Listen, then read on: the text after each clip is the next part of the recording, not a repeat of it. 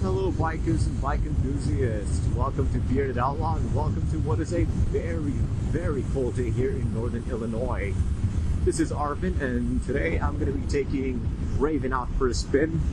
Raven is my new 2019 matte black Yamaha YZF-R3. I thought today I would take her out and talk to you guys about my journey from getting this motorcycle to being able to post content online.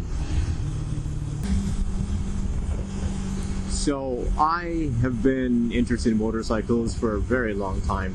I'd always wanted to get one, but I never really put much thought into it. It wasn't until February of this year when I started looking into motorcycles and got really interested in them. I started watching videos on YouTube about motorcycles, looking at reviews, and before you know it, I was looking at Facebook Marketplace, Cycle Trader, Craigslist for motorcycles. Initially, I was considering getting the Yamaha R3 or the Kawasaki Ninja 400. The 400 is a bit faster, but in the end, I ended up going with this Yamaha because it's got a less aggressive seating position, so I could ride it for hours and not feel any strain on my back. The first day I got this motorcycle, I got it in Wisconsin, which is about an hour and a half away, but since it was my first time and I hadn't rode a motorcycle in about 11 years, I thought I'd take it safe and take the back roads back. I wasn't feeling very confident about taking the highway. So it was a 3-hour back, and it was also very cold, very similar to today, and I didn't feel any strain at all on my back. I was very cold, but my back was just fine. So once I got the financing and everything, I picked up this motorcycle, and because I hadn't rode any motorcycle for about 11 years or something, I don't remember, it was a very long time.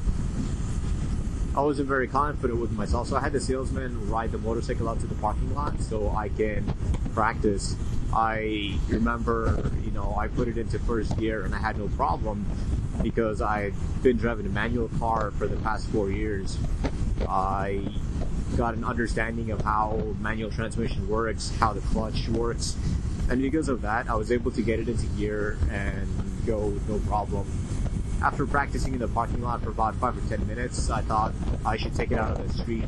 I did a couple laps around the dealership, and when I felt confident enough, I thought I could ride it back home. But to tell you the truth, I wasn't 100% confident with myself. I thought that... Okay, let me focus on this turn. So, I wasn't 100% confident with myself even then. I thought that I'd probably ride it a block or two and I would be very overwhelmed with the traffic and the other cars. Traffic is other cars. So I would be overwhelmed with traffic and I would have to take it back to the dealership and have them deliver it to my house. But honestly, after riding it for about 10 minutes, I felt very confident. This bike is not very powerful. It gives me a lot of confidence. I feel I could control it very well, and so I ended up doing the 3-hour ride back home. So after I got my bike, I wanted to make content and put it up online. And so the first thing I needed was a recording device. So first I was contemplating on getting either the Sena Bluetooth communication device, which has 4K recording capability, and the GoPro 8. At first I really wanted the Sena because it looked very clean. It just mounts on your helmet and it gives you audio and video recording capability. But in the end, I went with the GoPro because of its versatility. I could mount it on my helmet, I could put it up on the dashboard. Hell, I don't even have to use it on my bike. I can take it anywhere I want.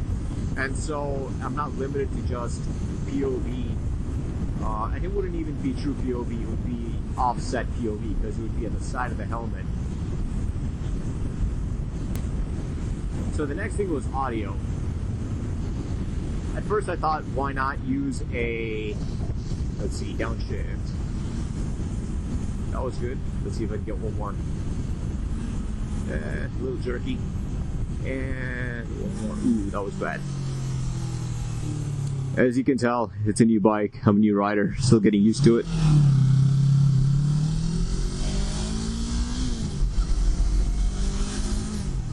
So the next thing is audio. Many people have a mic inserted into their helmet which plugs into their GoPro. To do that, I will need to buy a $50 attachment which plugs into your GoPro using the USB Type-C port. I didn't want to do that with this GoPro because on the GoPro 8, the Type-C port, the SD card, and the battery are all in the same compartment. If I were to plug it in, I would have to take out the battery cover, which removes any ingress protection, so dust, water can get into the camera. Also, because I'm riding, there's a lot of vibration, and I'm afraid the battery would easily slip out, and I wouldn't even know it.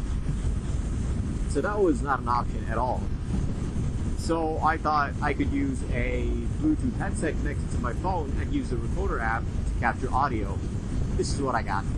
Alright, so this is going to be a new session. So later I found out, ooh, light. Alright, here I am at this red light. Let's see if the light turns green. If it doesn't turn green, I'm just going to turn right. There's nobody else behind me. Let's see what happens.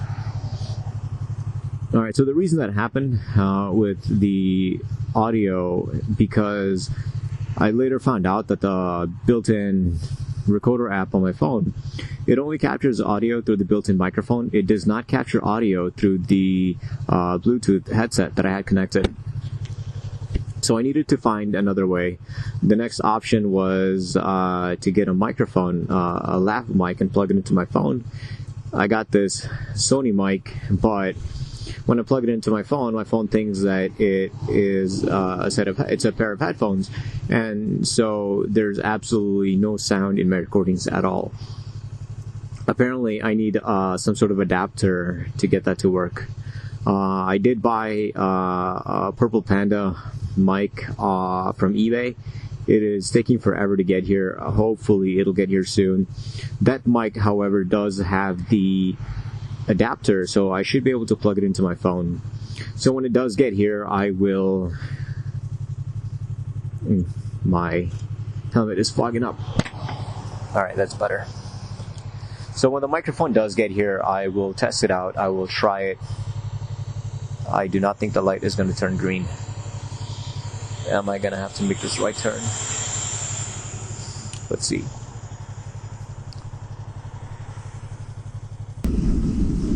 So in Illinois, if you're waiting for the light and the light doesn't turn green, you can wait for, I think it's 2 cycles, and if it still doesn't turn green, even if the light is red, you can still go.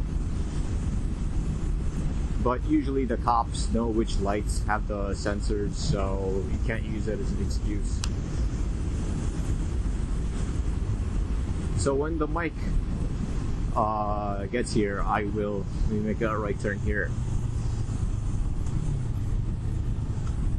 Ooh, that was a bad turn.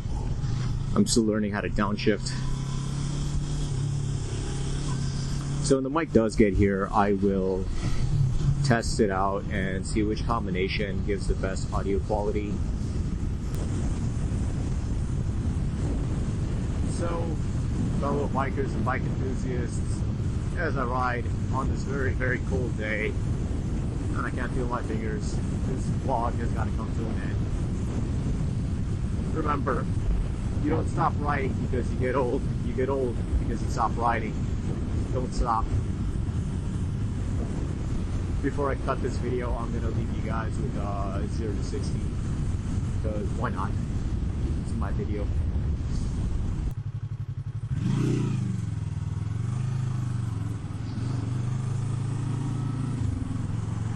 Alright, here we go.